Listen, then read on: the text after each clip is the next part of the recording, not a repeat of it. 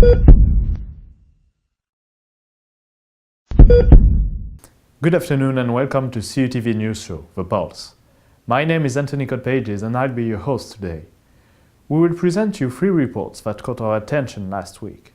Haunting tales of SPV and police repression towards recent protests, cultural empowerment through the art of L. Jones, and the fearless athlete of the Montreal Roller Derby. One of the players, Claudia Marechal, will be joining us in studio to talk about their history and signification of the sport. To start this first episode, let's focus on what is looking more and more like battlefields instead of a space of expression they are supposed to be, Montreal's protests. On April 3rd, and more recently for the annual anti-capitalist May Day demonstration, the streets of Montreal have witnessed revived political repression and police brutality. We will now turn to our first report on the April 3rd anti-austerity demonstration. Robert Franheim remained hospitalized for several days after his aggression by riot police.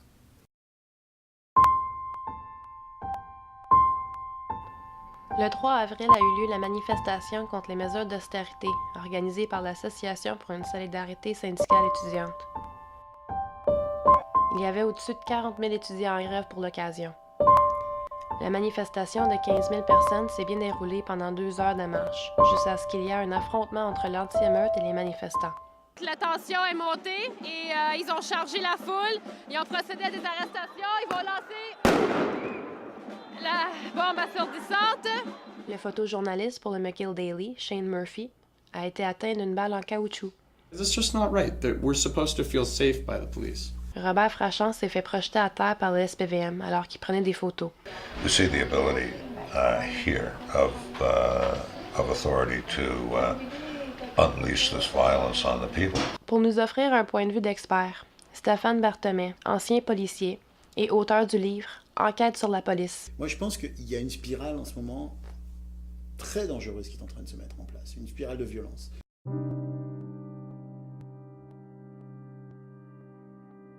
Officers from the intervention squad, they run in, one pushes me out of the way, and as I am pushed back, I try to bring my camera back up, and an officer with the rubber bullet gun came charging at me, and he just shot me right in the side. Photographers, man. Barely slept that night. It hurt to sleep. So I went in and I saw a doctor to check for internal bleeding. And they said no internal bleeding, but it is a very bad contusion, very bad bruise. They gave me some painkillers and they said stay off it, rest, because you need it. I had to go take time off of school. I had to reschedule many tests that I had to do at school. Because I had to go see a clinician, I had to go see doctors. End of semester. That's right, and it's coming up to finals, which is the worst time of all. And I don't know, it's just been putting a lot of stress on me. And what I did see afterwards was the riot police moving ahead and people just rushing in to help this man who was downed. And I tried to yell at a group of police officers that were a bike unit.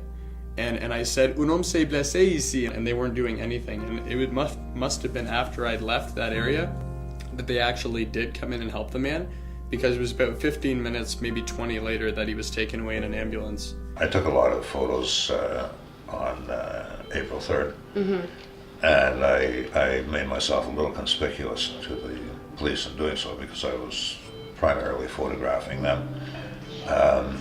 And I'm standing there in the middle of the road. They started to run, and I couldn't get out of the way.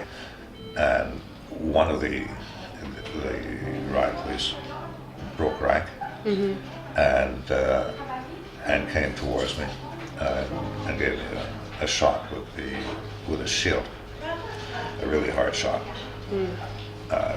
Put a big dent in the top tube of the bicycle and knocked me down. Et ce qu'on voit effectivement, c'est qu'au moment où la ligne arrive au contact, il est frappé, en tout cas frappé dans le sens contact, par un des policiers de la ligne, ce qui le projette assez violemment, puisqu'on le voit faire un mouvement vers l'arrière et se retourner sur lui-même et tomber face contre terre. Donc c'est un choc assez violent. Résultat de l'opération, la rue n'a pas été dégagée, puisque S'ils avaient été 3 ou 4, ils seraient restés ici aussi. Et en tout cas, lui est resté au sol. Et donc, on n'a pas dégagé le périmètre, on a juste blessé quelqu'un et on l'a laissé sur place. I've been told the minimum firing range of this weapon is roughly 3 meters or so, which is a manufacturer's minimum. And I was fired upon within a meter. I have to say I'm extremely lucky that I only have a very bad bruise because it's about 1.5 inches away from my rib, and if it hit my rib, that would have gone into my lung and I could possibly not be sitting here with you right now. Ce que vient de nous raconter Shane est à mon avis assez représentatif d'un dérapage complet vers un acte de brutalité qui ne se justifie pas par des impératifs de sécurité publique, qui ne se justifie pas par la nécessité de dégager la place ou d'effectuer un recul des manifestants, mais qui s'explique par la seule volonté du policier qui a tiré. Évidemment, il y a là un acte qui n'aurait jamais dû arriver. J'en suis encore à me demander comment, dans le cadre d'une manifestation, des policiers peuvent considérer que tirer sur quelqu'un qui fait des photographies peut apporter quoi que ce soit au maintien de l'ordre public. Il n'y a pas, t'es là, je suis là, je vais te tirer dessus, puis ça va te faire partir. Ça n'existe dans aucune technique policière, ça n'a aucun sens. Dans le cas de Shane, il y a vraiment un danger auquel il a été soumis par le fait qu'on est tiré sur lui à quelques petites dizaines de centimètres, alors qu'effectivement la distance minimale est de plusieurs mètres. On est au-delà de la problématique de l'emploi des forces dans un cadre normal de police. On est dans, à mon avis, un débordement qui est un stade plus loin, une strate plus élevée, qui est celle de on s'en prend à ceux qui font le relais de l'information. Dans quels univers et dans quelles conditions on retrouve ces comportements-là? On le retrouve dans des régimes qui sont des régimes totalitaires. Il y a dans tous les pays démocratiques une règle absolue qui est de ne jamais entraver le passage d'un journaliste dans quelque circonstances que ce soit. Why are you doing this? Have you examined why you're doing it? Do you take pleasure in exercising this sort of violent authority over people? Do you really think that you are necessary? My own feeling is that you are sick individuals.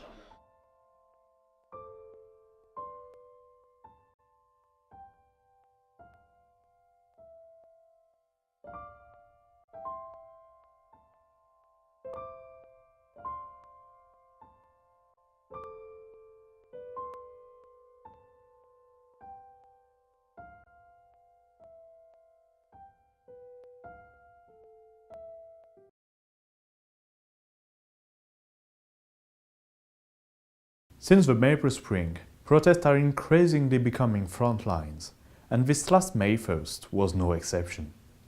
Use of military tactics and equipment, cuttles, and assaults towards unarmed civilians have become the norm in the way Montreal police handles protesters. Armed with bylaw P6, they can declare illegal any protest that has not provided its itinerary or doesn't comply to some additional rules. 4 people were hospitalized last Thursday, including a young woman assaulted on a parking lot by 3 policemen. She collapsed shortly after her release and had to be taken to the hospital.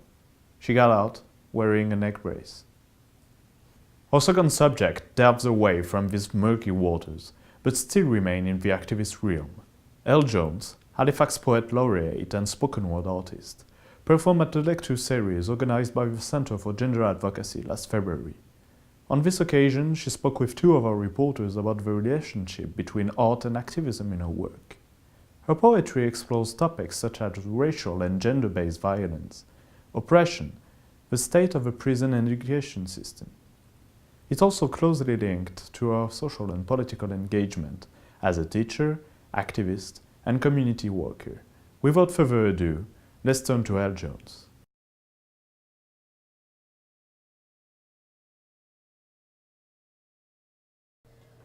Rocky was a heavyweight. If you come to Scotia, we'll tell you he was one of the greats. He was a fighter, but he wasn't no boxer. The spirit of George Dixon and the grit of Sam Langford, but he landed his blows with a Black Power anthem. He packed a punch here in his head and here in his heart. The champion of our community, he fought so hard They didn't make him no movie star.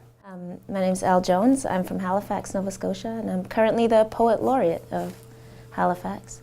I'm a spoken word artist, and I work in the community as well as teach. So I teach in Acadia University in the Gender and Women's Studies program, and at the community college in, it's the only adult black learning program in Canada. It's called the African Canadian Transition Program. So spoken word is anything, really, so it can be contentious to define it. People come from it from many genres, so it's kind of a hybrid. For some people it's more theatrical, for some people you come out of hip hop, some people come out of page poetry. For me, spoken word is political, and that's always been my feeling, that it comes out of, you know, dub poetry, out of reggae, out of calypso, out of political protest music, out of you know, jazz, out of blues, out of slave narratives, out of African forms. So, you know, we come from this oral culture. And there's this myth, you know, the Enlightenment myth, which is, you know, the idea that art is universal, humanist, and somehow objective, and, you know, doesn't come out of, you know, the artist creates out of this, I don't know, like context-less situation, but that's obviously not the case. Art is always grounded in social, political, historical experience. It always has been. This idea that we don't read politics into art, that is separate, I don't believe that. I believe art is politics. And whether or not their politics are the norm politics that are not recognized, or if they're radical politics that are sort of recognized as political. I mean, all art is political. Malcolm was courageous. He got shot in the chest 16 times and he died. And it wasn't for money or rims on his ride or hose or bling or to get famous. He never got paid. He got shot to save us. You know, if you're talking about revolutionary art, like militant art, whatever you want to call it, then its relationship has to be in relationship to action. I do feel that spoken word artists have to do. And poetry for me made me more active, because if I was getting up and talking about, you know, our children in the education system, how could I not be tutoring those same children when somebody asked? And I think we're seeing it right now with, you know, Indigenous in Nova Scotia and New Brunswick especially, where there's been the uprising, the resistance to the fracking. And we're also seeing an explosion of a lot of Indigenous art forms along with that. And there's always been Indigenous art. I mean, obviously there's all strong Indigenous creativity, but it just seems there's a real uptick I've noticed in spoken word artists, because they're doing poems about the environment and fracking. And it just seems I'm seeing this really active art scene, because art and politics come together and people are energized and decolonizing themselves. That's also a creative process. They say that in a fiery crash, the only thing left intact is a black box from the cockpit, but our families are not so indestructible, and our hearts break when our lives collapse, like in this stock market crash where our jobs are the first hit, like how most of our jobs have been lost to boxes. I don't shy away from anger. As I said, you know, James Baldwin said to be black and conscious is to be in a state of rage at every moment. I don't see why we shouldn't be angry. How can we not be angry about what's happening in our prison system? How can we not be angry when we see what's happened to our youth in our education system? I certainly don't believe in any kind of complacency. But at the same time, I also think it's interesting that people will say, oh, you know, you're very angry and not you're very loving, you know. Not how do you care so much about what happens in your community, you know. That must come out of a place of solidarity and love. It's like, oh, well, you must be so angry. I'm not into respectability politics. I don't, you know, don't think the idea that we have to, you know, appear certain ways in order to be acceptable to an alien world that isn't ours and doesn't love us anyway. I don't see the point in that. So certainly if being honest about your truths, if speaking strongly, if caring about your community is anger, then yes, I absolutely embrace that. The cab drivers sit behind bulletproof boxes with guns in their glove boxes and refuse to drop you off unless you live in a house with that picket fence and mailbox where life is not like a box of chocolates. It's more like Pandora's box, except there is no hope within for victims of a criminal justice and education system designed to stop us from thinking outside of the box, because one by one they are putting us into boxes. They are boxing us up, boxing us out, and boxing us in.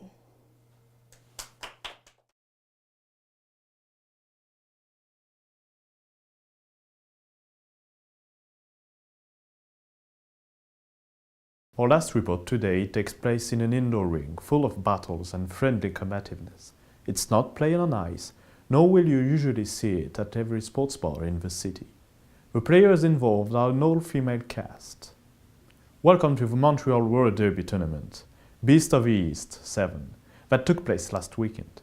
Before being joined by Claudia for an interview, let's turn to a summary of the weekend that CUTV was covering. The weekend of April 26th and 27th saw the passing of the 7th annual Beast of the East tournament. The Beast of the East pits teams from around Quebec and Ontario against each other in a 2-day 16-team double elimination tournament consisting of 20-minute bouts and final bouts of 2 20-minute periods. The final bout of the Beast was a tight game between Gore Roller Girls from Toronto Roller Derby against Roller Derby Quebec's Casgoule. They tied 71 points at halftime, but the Gores came out victorious in the second period, 129 points to 114. On April 25th, the eve of the Beast, there was a showdown match between Montreal's travel team, the New Skids on the Block, and Toronto's travel team, CN Power. Montreal came out on top with a 218 to 155 point win. So welcome, Claudia, to Reports. Thank you for being here. Thank you for inviting me. You're welcome. So first off, what is roller derby? That is a big question. Well, if I had to explain briefly what it is, roller derby is a contact sport played by women, but nowadays there are also men's league, but mostly women, that skate on a track that is oval shaped. And the goal of the game is to pass opposing players to score points. Mm-hmm. Yeah, that's the best way I can very briefly explain it. You say nowadays, so before it was other rules, or what is the history of this sport? Because I think it's quite old. Exactly, it's very old. It started in the early 1880s, actually. And it was mostly endurance races at that moment. People would be very interested in watching these men and women skaters just do laps, and who would be the fastest and the most endurant. And eventually, promoters realized that what was really interesting for the crowd was the tumbles and the falls of the skaters. So, big skip in time, in the 1970s, it became a theatrical experience. So you would still get the track, the oval track, but skaters now had personas and scripts to follow. And they would represent like the good or the evil, and in many ways it really looks like the WWE, what they do today. Mm-hmm. Unfortunately, over time, the sport didn't have as much success as it used to, and eventually it died. It wasn't until the early 2000s that a group of women in Austin, Texas, decided to just bring back the what made this sport so interesting, and to take off everything that was not necessary. So you wouldn't, for instance, have any more hits to the head, because that wouldn't serve a real sport. The names, though, like the ludic aspect of what it used to be, was kept. So skaters, for instance, were and still are choosing their own names. Back in these days, skaters would skate in fishnets and skirts. It was very pop culture, punk, a tiny bits like scoot. It had so many different influences, and I think we can resume that as being very, very feminist. Yeah, for the self-empowerment that it brings. And your team, Montreal Skids on the Block, it's in that fashion too. You choose the name and you choose your own names in the team. Yes, and exactly. You're also self-managed in a way. Can you explain that? Yes, just like most of the leagues around the world. And I have to say with pride that there are now more than 1,200 leagues around the world, and that's in many ways so amazing, because this whole thing was brought back in the early 2000s only. So within 14 years, so many leagues developed. And most of these leagues work just like Montreal does, which is on the base of a non-profit organization run by the league members. But the league members are skaters. So when you want to do some roller derby, not only are you asked to skate, so to become an athlete, but also to figure out in what ways can you help this organization run. We have several committees, marketing, medias, creative, and they each have different tasks to take care of to make this whole thing run smoothly. So not only does it empower women to become fitter and more capable versions of themselves, but it also gives them a professional asset, like professional characteristics. Very empowering, very feminist, like we said. Yeah, and what is your name in that sport yourself? Oh, my name? Yeah. My name is Miracle Whips. Miracle Whips. The name I chose for myself, yeah. Thank you very much. No problem, my pleasure. Thank you so much for inviting me. You're welcome. So that was Miracle Whips with us at CUTV Montreal, new show, The Pulse. Please stay tuned for the next episode. You can reach us on Twitter or Facebook and tell us love, advices, whatever you want. So see you next time and have a good day.